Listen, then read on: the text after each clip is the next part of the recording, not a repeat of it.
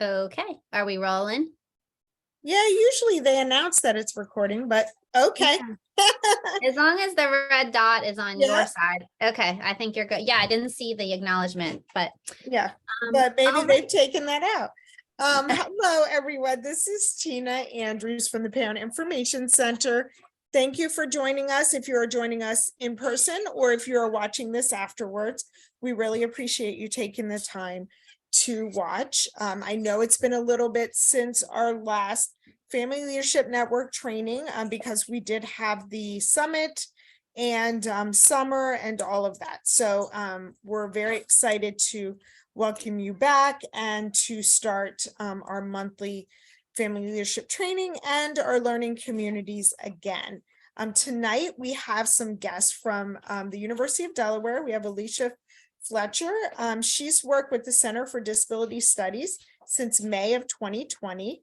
She's a licensed clinical social worker with over 2 decades of experience working in mental health with families and individuals with autism.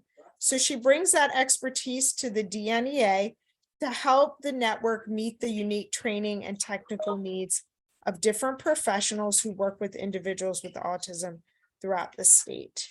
So she has a master's degree in social work and is currently pursuing her doctorate in clinical social work at the University of Pennsylvania. We're very excited to have you here tonight to talk about pediatric medical and dental visits for children with autism spectrum disorder and some materials that you have available to help families and professionals with that. So thank you so much. Thank you, Tina, for that nice introduction. Welcome, everybody. So again, this is facilitating successful pediatric and medical dental visits for children with autism spectrum disorder. As Tina said, my name's Alicia Fletcher. I'm the director of the Delaware Network for Excellence in Autism. I'm super happy to be here with you all this evening or whenever you might be viewing this to talk to you about this important subject. So just a little minute and pause here to talk about the Delaware Network for Excellence in Autism. As Tina mentioned, we are led by the University of Delaware Center for Disability Studies. We provide training and technical assistance, information dissemination that benefits individuals with autism, their families, and the professionals who serve them. We also have the Interagency Committee on Autism, or the ICA, which is made up of various disciplines and agencies, family members of an individual with autism, and a person with autism who oversee the work that's being done at the DNEA. We also collaborate with our network member, Autism Delaware. So here are our training objectives. So at the completion of the training, I'm hoping that you're going to have a better understanding of strategies to assist pediatric medical and dental providers in preparing for successful appointments with an autistic child, strategies to assist these providers in providing and preparing for successful appointments with a family, and techniques to enhance communication, establish trust between the pediatric professionals and families during these medical and dental visits. So before I dive into today's topic tonight, I would first like to review how I will be discussing disability. So it used to be that we defaulted to what was called person-first language, which puts a person before a diagnosis describing what condition a person has, rather than asserting what a person is. So for example, a person with a disability or saying a person without a disability. So, however, many in the disability community have shifted to using what we now call identity-first language. For example, saying an autistic student or a disabled person. So this language really emphasizes that the disability is part of who the person is, as seen as an important positive aspect of this of their identity. So in this talk, you'll notice that I'm going to use both person and identity-first language. So as I shared, there's been some changes in disability and some changing perceptions. So over the past 50 years or so, we've really seen a shift in the way that our culture thinks about disability and autism. There's a growing realization that people with disabilities have so much to contribute to society. They're really looked at as a resource and a productive member of society. So instead of living on the fringes of society or locked away in poverty because they haven't been able to find work, we're seeing supports put in place that allow people with disabilities to participate really fully in life, to have families, to work, to study, and to choose the life that's really right for them. So we're generally against the use of functional labels, which leads to the false idea that people function at the same level across all areas. So in reality, people on and off the spectrum have unique sets of skills and challenges, and functional labels significantly downplay the uniqueness of each individual and can lead to those sort of more artificial and inaccurate categorizations. So you can see from my little chart here that we have listed some common ableist terms and some suggested alternatives.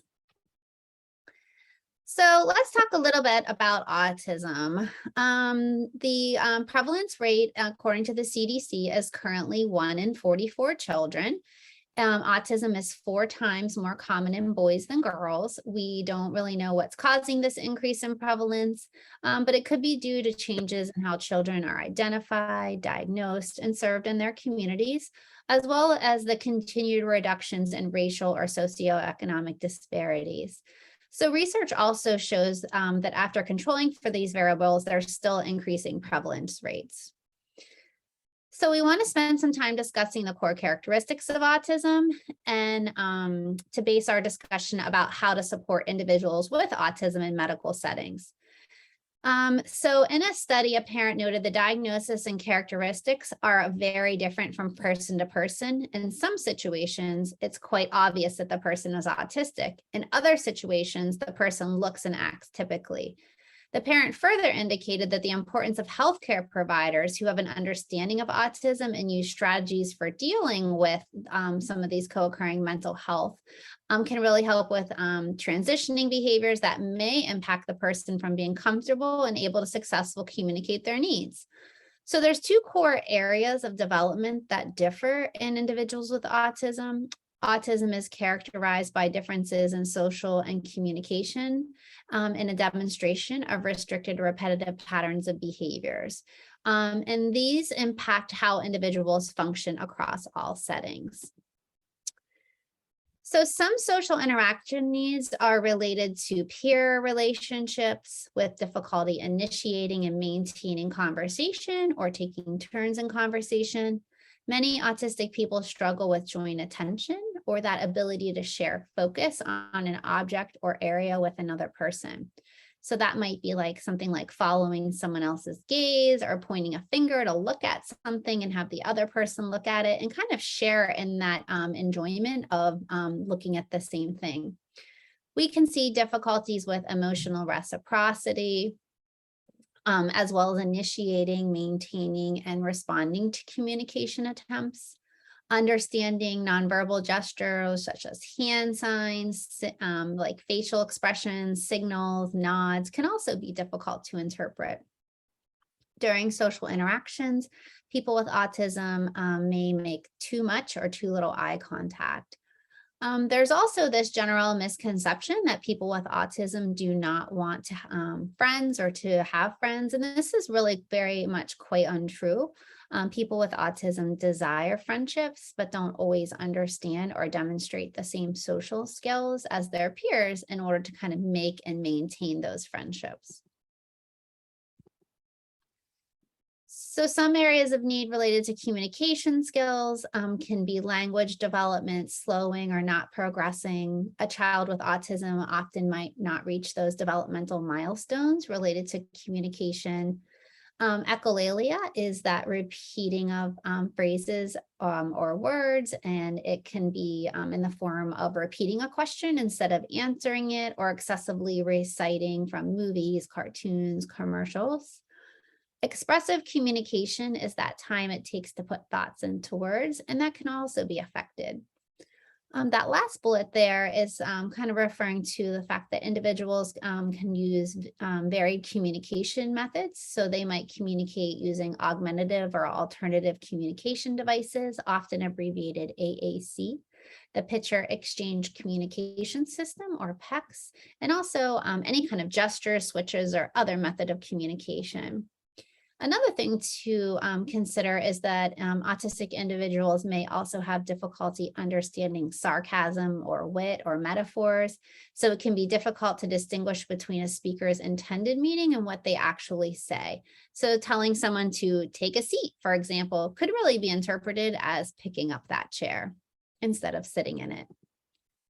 So the next core area we're going to talk about is restricted or repetitive patterns of behavior, interests, or activities. And this slide here provides some examples of the restricted repetitive patterns of behaviors. So individuals with autism may engage in repetitive movements or self-stimulatory activities that soothe or stimulate. So you might notice things like rocking, twirling, or hand flapping. You may also encounter resistance to change, what can manifest as difficulty transitioning from one activity to another, especially if that transition is unexpected. Some people may have specific or narrow interests, for example, specific bands, calendar dates, toys, or TV shows. Autistic people may also struggle to generalize or apply information learned from one setting to another. Often there can be an increased or decreased sensitivity to sound, sensations, touch, taste, and they can manifest as narrow eating habits, not like refusing or not liking to wear certain clothes because of tags on fabrics, or, and here this picture, like covering your ears to loud sounds. So, having that difficulty to process everyday sensory information can be hypersensitive or oversensitive or hypo or undersensitive to sensory input. So sensory differences can really affect how a person feels and acts and can have a really significant impact on someone's life. And the way someone responds to sensory experiences can change from day to day. So we're going to kind of thread these core characteristics of autism, including these sensory differences, into how autistic individuals might perceive and have levels of comfort or discomfort in some of these medical settings. So let's pause and take a little slide or two to talk about mental health, because it's a really important topic. Mental health conditions are more prevalent in the autism population than in the general population. We know that the core characteristics of autism increase susceptibility to mental health disorders. Expressive communication can be quite difficult for a person with autism, and this can be understandably very frustrating. Somebody is trying to communicate something to other people and others just really aren't understanding. Also, there's confusion on their part of understanding others' language or interpreting social situations, and these can be very frustrating. And a person with autism might have the ability to kind of manage the associated feelings that come along with these experiences, nor would they necessarily have the language to communicate these feelings in a traditionally more what some people might think of as like that socially acceptable kind of type or way. Also, restricted repetitive patterns of behavior can lead to more susceptibility. So in some cases, restricted repetitive patterns of behavior really serve as a very important purpose for a person with autism. So sometimes there can be acting out, as there may not be a place for their anxious feelings to go, as these repetitive behaviors really serve a purpose for reducing anxiety. So also we know that many people with autism can be more rigid, can struggle with many types of transitions, struggle with sensory differences. And because of these challenges, their ability to understand traditional social interactive styles, it can also make them feel more anxious as well. So this slide here has some statistics about mental health of autism. So 75% of US children with autism have at least one mental health condition, and about 50% have two. So these rates are greater than in children with other developmental and health conditions. And older children with autism are at a greater risk. And among children with autism, girls and children exposed to adverse experiences have more anxiety, and children with intellectual impairments experience more behavioral problems, and children with adversity experience more anxiety and ADHD. So there's lots of reasons to make an individual with autism more susceptible to mental health disorders and challenges. So it's really important that we do a careful assessment of mental health, and it's really an essential component of care for people in the autism spectrum and should be really considered integrated into clinical practice. So let's talk about how medical settings can be difficult for individuals with autism. So remember that they're have these co-occurring mental health conditions at times. And so there could be lots of reasons why somebody might be interfacing with some of these medical settings. And as you know, medical settings can be difficult for anyone. They can be difficult for us, for children. And so autistic individuals may present with increased challenging in accessing and receiving care, leading to unmet needs. So specific barriers reported by adults with autism include fear and anxiety, trouble processing information quickly, concerns about cost, sensory issues, and difficulty communicating with provider. So the environments of medical care settings and the demands placed on children when in these settings may contribute to challenging behavior, which can really also impact the care that they receive. So these unmet needs tend to begin in childhood and then persist and worsen for individuals with autism over time, particularly when they're transitioning from pediatric to adult healthcare. So thinking about potential sensory differences in autism, let's examine how autistic individuals may experience difficulties, possibly even more intensity in medical settings. So sensory differences at a doctor's office can include bright lights or loud noises, such as children yelling in another patient's room door or beeping from monitors or machines. Smells in a doctor's office may be particularly adverse and unfamiliar. Hypersensitive children may not respond well to cold temperatures, wearing gowns, closed spaces, hard surfaces, and routine tests, such as taking their height, weight, blood pressure, and temperatures. Undersensitive children may be fidgety and unable to sit still during the wait for a visit. They may seek stimulation by kind of jumping, bumping, or crashing into objects or others. Medical equipment may seem scary and threatening, and these interactions in medical settings may also be unpredictable and overwhelming. And thinking about that, restricted repetitive patterns of behavior and thinking about things being kind of different and not following a similar routine can cause a lot of anxiety and stress. And some autistic individuals can be sensitive to touch from other people. So that previous slide showed some examples, those two slides about how the medical settings can be really complex for children with autism, and children exhibit these differences in a variety of ways and to varying degrees.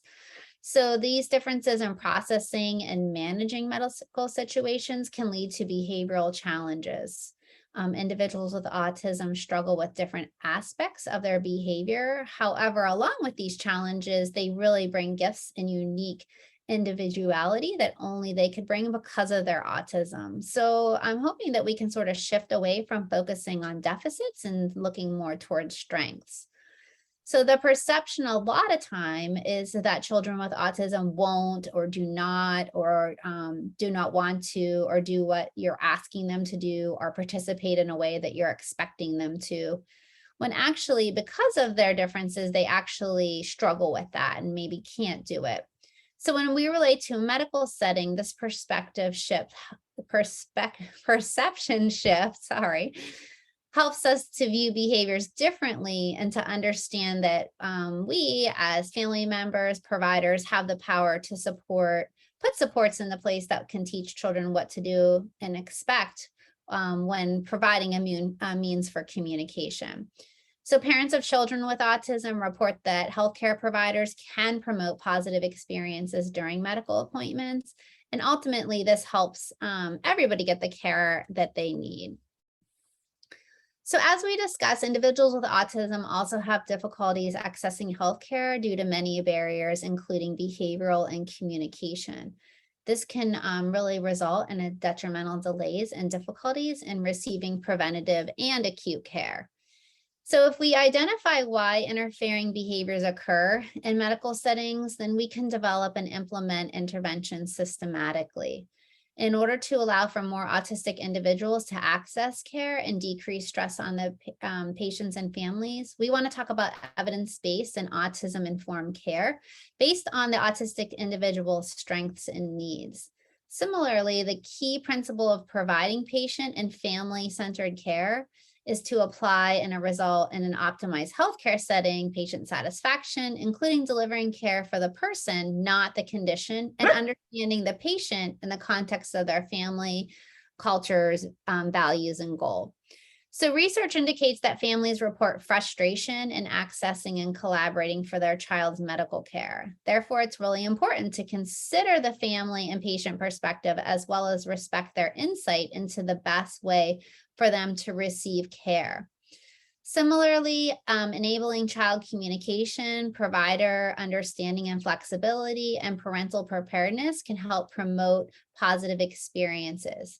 So communication, and we're going to talk about that later, really likely needs to be tailored to the individual's need. Communication challenges may present differently across patients with autism, and therefore it's really important to communicate with parents or caregivers or family members to determine the most appropriate ways to communicate with a child, whether it's through the AACs, picture exchange systems, verbal expression, or for some other method.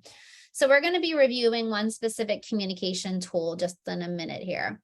So families of patients with autism report more successful experiences and visits when proactive rather than reactive plans were made. In other words, prevention is preferred over responding once challenging behaviors occurs. So we're going to go over some specific ways to be prepared and make small but impactful accommodations to support autistic individuals. Often we can use preventative appointments, such as with young children, to teach them how to handle medical situations, and this will help generalize into like more acute or emergent situations. So in one study, to get the parent perspective, one stated the following recommendation. So this is from a parent. He's listening even though he's not making eye contact. Pick up on how smart he is, but don't assume that he understands everything. It's the little things like language that you may assume everyone gets, but he may not. If he isn't getting your verbal direction, then show him a physical example. Understand that routines are important, and this is far from off his grid. If he's not going to be compliant, it doesn't mean that he's a bad kid. Explain what you're going to do before you do it. Be honest, go slow. And another quote in regards to communication and time to respond, one parent in a study noted, because my son is verbal, many of the doctors and nurses who care for him speak to him as if he has the capacity to understand what they are saying. While he can speak, he doesn't have the capacity to always understand medical questions, particularly when he's not feeling well. He does not have the ability to quickly process their questions and give quick verbal responses. So we don't have like the time tonight to kind of go into significant details regarding the interventions and communication and kind of options and visual supports. However, we do offer a lot of trainings periodically that anyone can attend that, and we're always interested in like finding out if there's a way that we can accommodate any sort of other training needs. But for the time that we do have tonight, let's begin discussing some ways that providers and families can work towards autism-informed care practices. So let's take a little talk and dive into talking about some autism-informed care. So let's first talk about how we can provide autism-informed care by considering the patient and family perspective. So medical settings are a great place to promote and teach self-advocacy, especially in prevention or preventative appointments.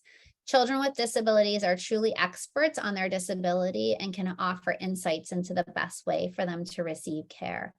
So to maximize the extent possible, they also need the opportunity to self-advocate, such as when they are not feeling well, and then understand how to receive care and treatment. They can be partners in decision-making for their treatment planning. Additionally, Families and caregivers should also be involved as they are the expert on their child and are very accurate in reporting concerns as well as strengths and needs. Families can offer insight into what might be most helpful in supporting their child and in removing barriers to receiving care and treatment.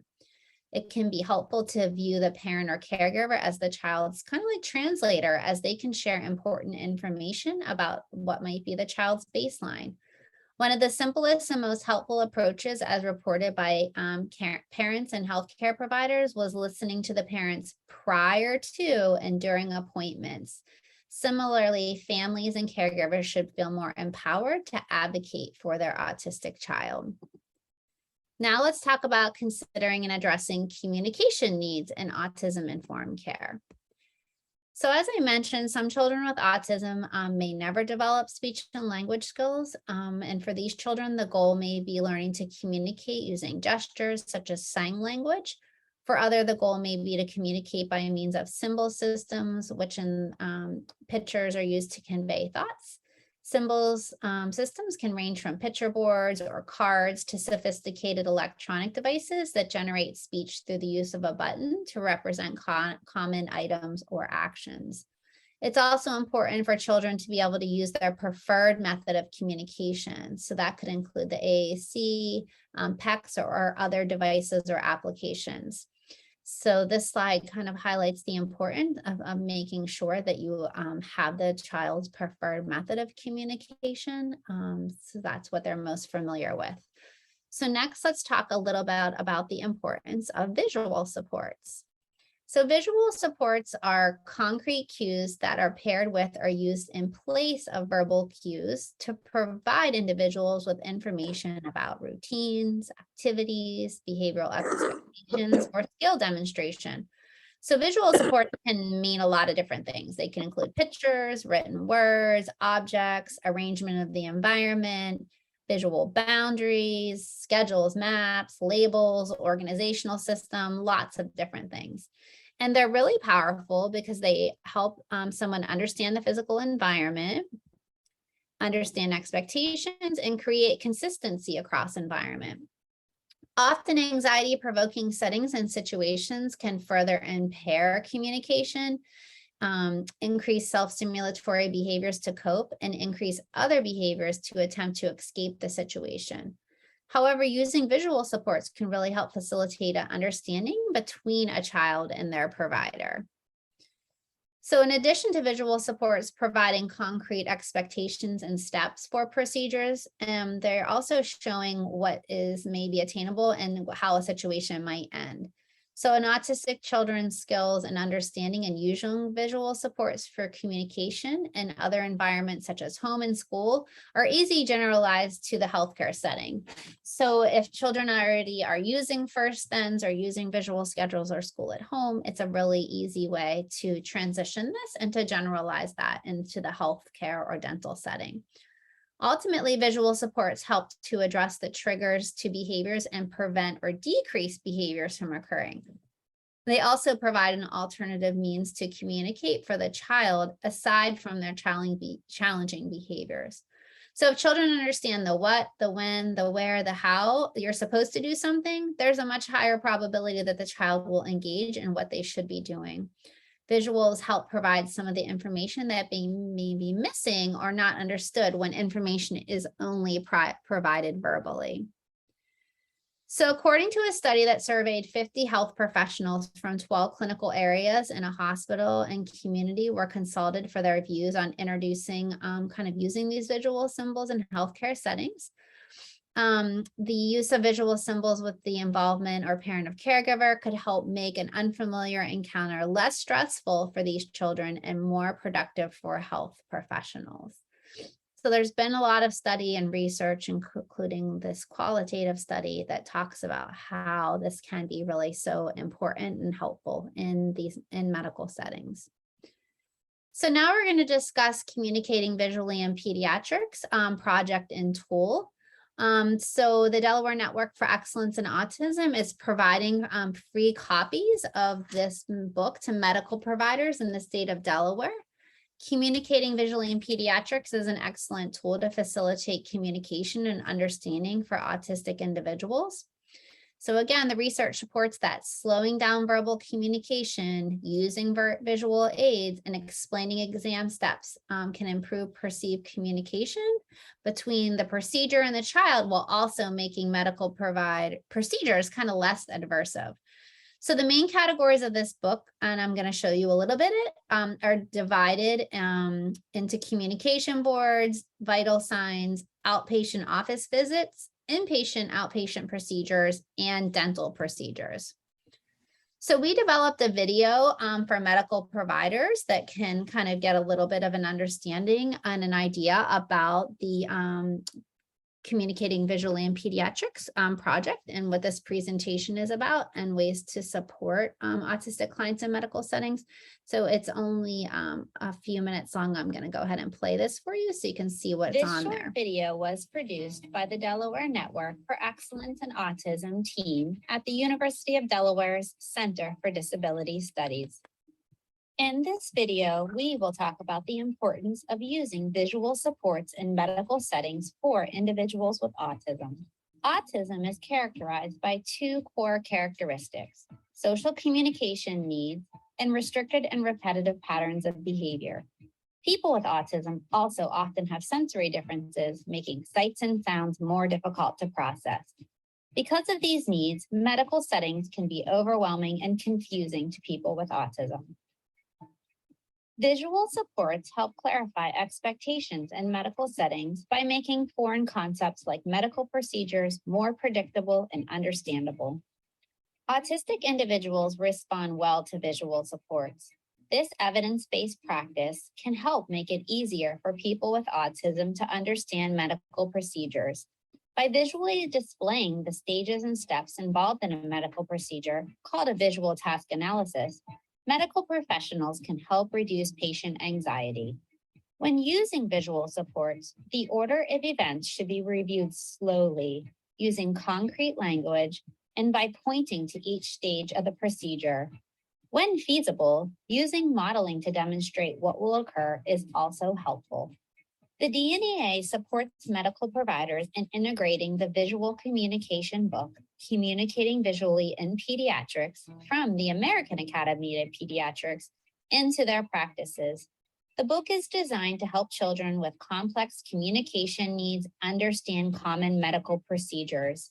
It is captioned in both Spanish and English and describes procedures step by step using pictures and plain language text. To apply for a free copy of Communicating Visually in Pediatrics, you must work in Delaware in a medical setting. The book will be distributed on a first-come, first-served basis to all qualifying applicants while supplies last. The DNEA helps the community stay informed by developing and distributing information and resources on issues that impact people with autism and their families and the professionals who serve them. Medical providers and offices are encouraged to visit our website or contact us for additional resources and support about how to use visual supports in medical settings. Okay, so that's our video that is housed on the DNEA webpage. We have a whole webpage that is dedicated to this project where individuals can go on and apply for a copy of this book, as well as any sort of training that they might want the office staff to receive.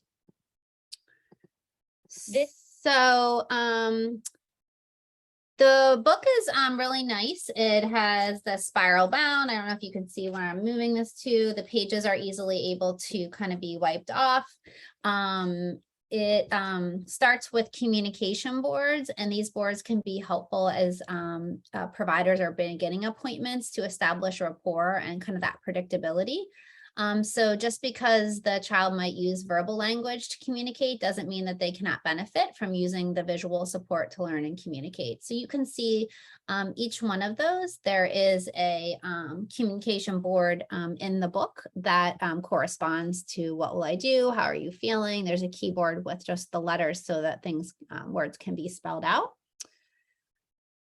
These are some of the procedures on the outpatient visit. You can see that we use the task analysis in that little video to show about getting an IV, but lots of different outpatient visits that can be explained using the task analysis for each one of those in the book, from like cheek swabs to TB tests to urine collection to pain management options.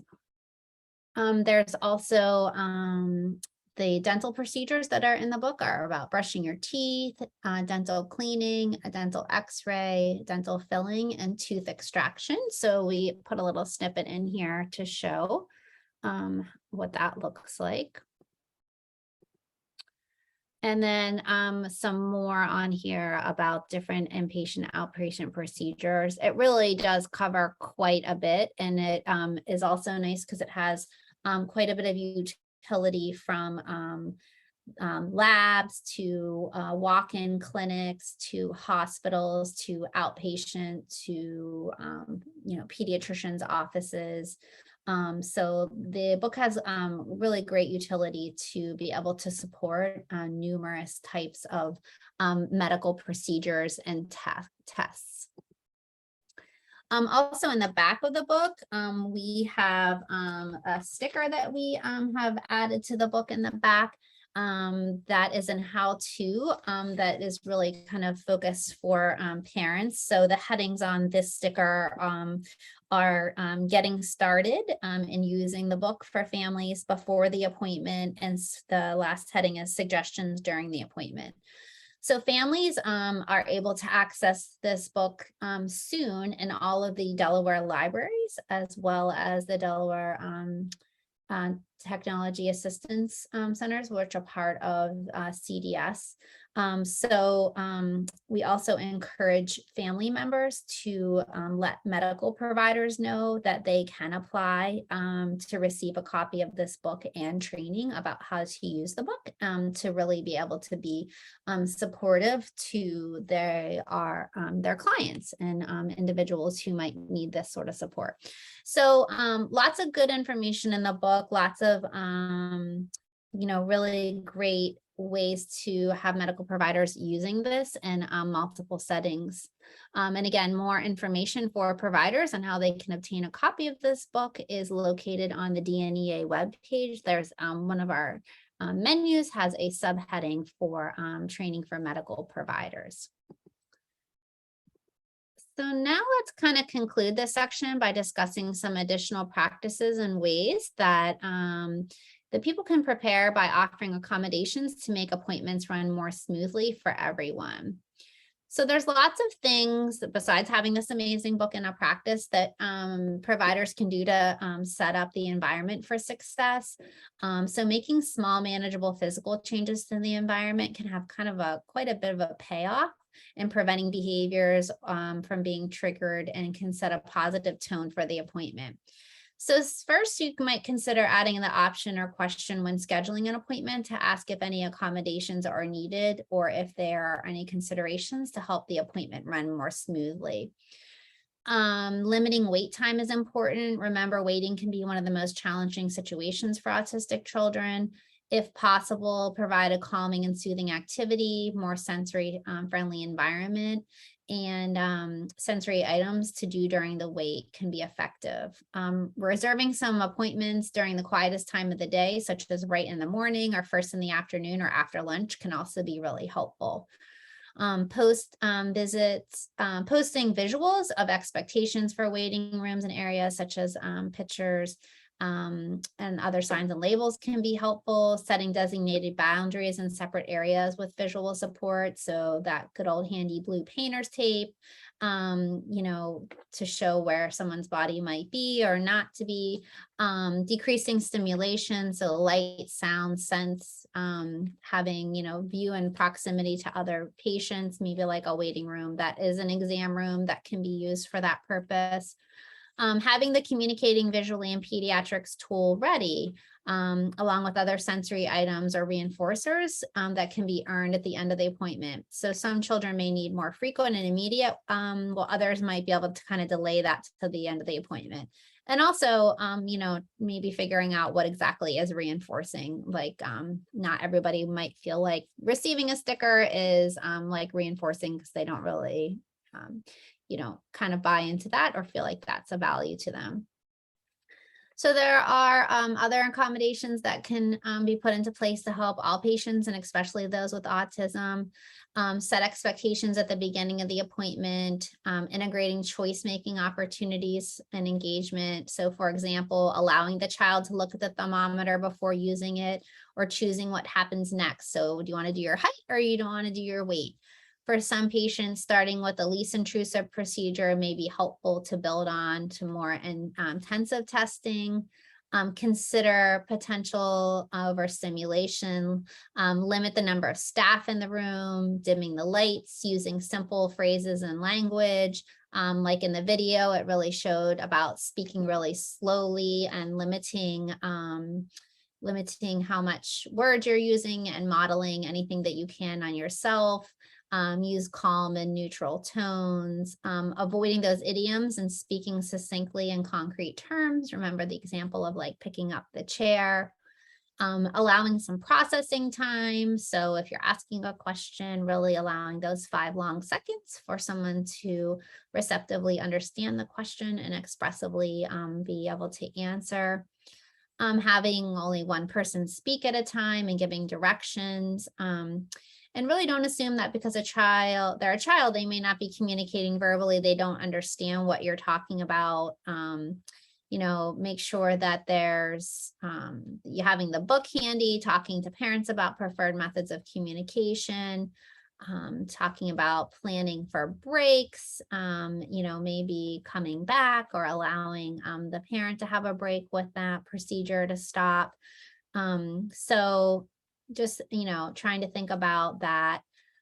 And for medical providers, in your notes, it can be really important to reflect and to put things in the chart that might be about how it went. Consider what worked in that client's chart, so that the next time, if you know that this person really has like a lot of interest in a certain character or something, and maybe you've got an exam room that features like that fire truck or something, that would be a really helpful tip to kind of carry forward into the next visit.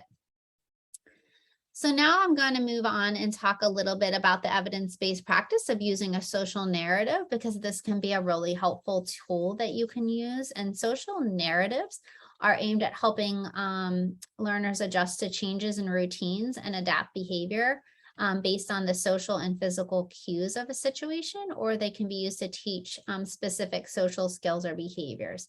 So often social narratives are individualized according to a learner's needs and are typically short, and they often can include pictures or other visual aids.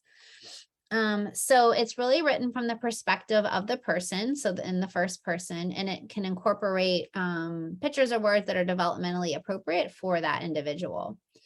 So this example I'm going to give you about how to write a social narrative focuses on waiting in the waiting room during an office visit, because often that can be a pretty big challenge.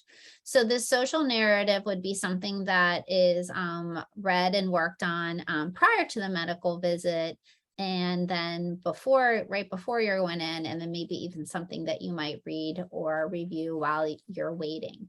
So the first step in writing a social narrative is to start with a descriptive statement. So this is a truthful, opinion-free statement that's often the backbone of the social narrative, and that brings the logic and accuracy to the story. So as you can see, this sentence identifies the setting. So sometimes I might have to go to the doctor for a checkup. Number 2 is the directive sentence, and that identifies a suggested response or choice of responses to a situation or concept, generally directing the individual. So directive sentences may also state a series of response options. In this case, the directive sentences provides choices as to what the child can do while they wait. So when we get there, we will sit in the waiting room where I can read a book or play with the toys while I wait for my turn. The perspective sentence describes or refers to a person's internal state. So knowledge, thoughts, feelings, beliefs, or motivations. So they're used to refer to the internal status of other people. So for example, acknowledging that it's hard to sit and wait. So waiting for my turn is important. Sometimes it's hard to wait and I might get bored. I can ask my dad to read me a book. And then lastly, the affirmative sentence enhances the meanings of the surrounding statements, often expressing a commonly shared value or opinion within a given culture.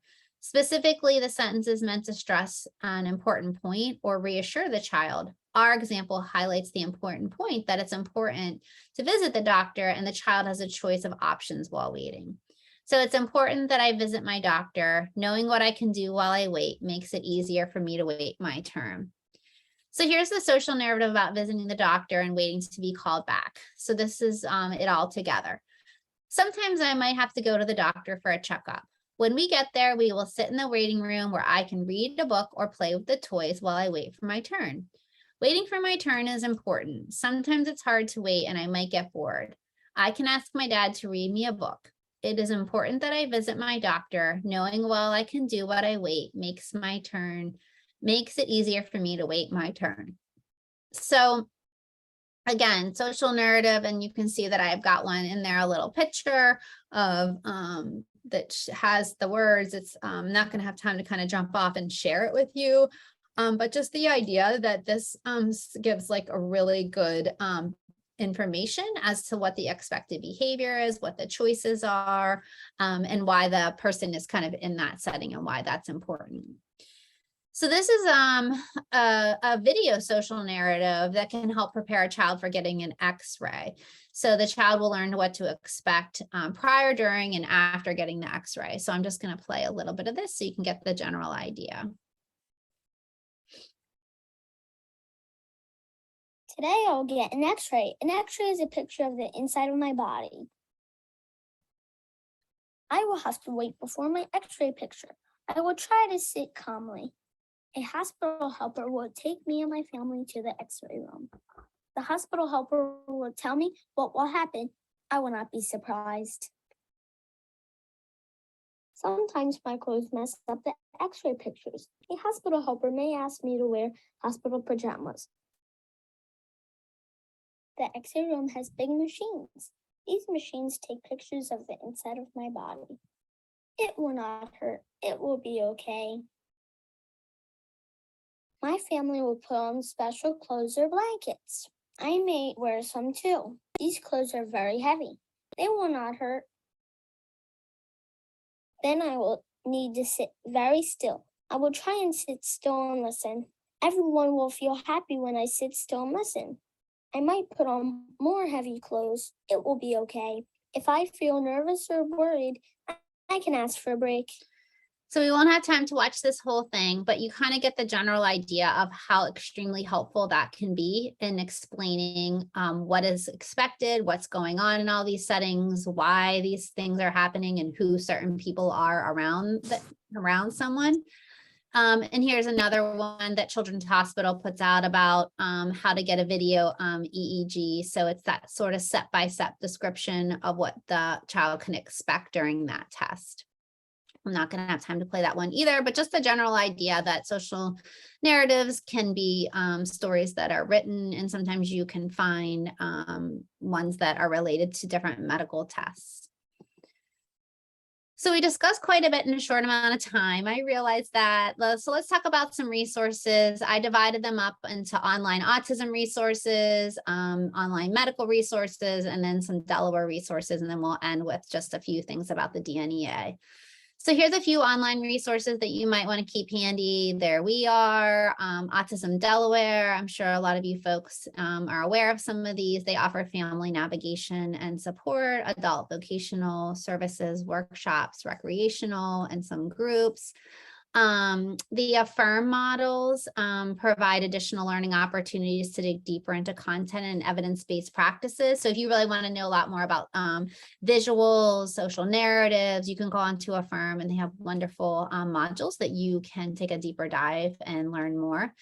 OCALI is the Ohio Center for Autism and Low Incidence Disabilities. They also offer professional development resources, as well as the May Institute that I have listed there. Here's a few online resources that you also might want to keep handy that are more medical related. So that Aspire is the Academic Autism Spectrum Partnership in Research and Education. And this website has information and worksheets for adults on the autism spectrum. It focuses on primary health care or healthcare with a regular doctor. The resources on this site are meant to improve the healthcare of autistic adults. There's the CDC. This has information about autism for healthcare providers, including free educational materials to give to patients. Healthy Smiles for Autism is oral hygiene tips for children with autism. There's a PDF, it's a PDF. So the National Museum of Dentistry partnered with Kennedy Krieger Institute Center for Autism and Related Disorders at the University of Maryland Dental School and developed this best practice guide to oral health care for children with autism. And then there's the Getting an X-ray that I showed you. And then there's another one, My Trip to the Hospital for Boston's Children's Hospital. That one's really cool because you can go on and you can create like this social narrative that can be used for different procedures. It's you can put the child's name in there and you can kind of like play that out. So that's a very cool one. It's myhospitalstory.org and that's through Boston Children's. Some more Delaware resources. Here we are with the Parent Information Center of Delaware. Again, there's Autism Delaware again, and SWANK, which provides that diagnostic evaluations, the Center for Disability Studies, and they've got this great roadmap to services that's interactive and that people can use. And just a little bit more, you know, again, medical providers can order a free copy of the Communicating Visually in Pediatrics and also request training that is from the DNEA. Medical providers can go online. They can use this, this code to access the online form to request more information. You know, we're always looking to be able to meet the needs of the community related to autism training. So organizations and agencies are welcome to request training for their organization.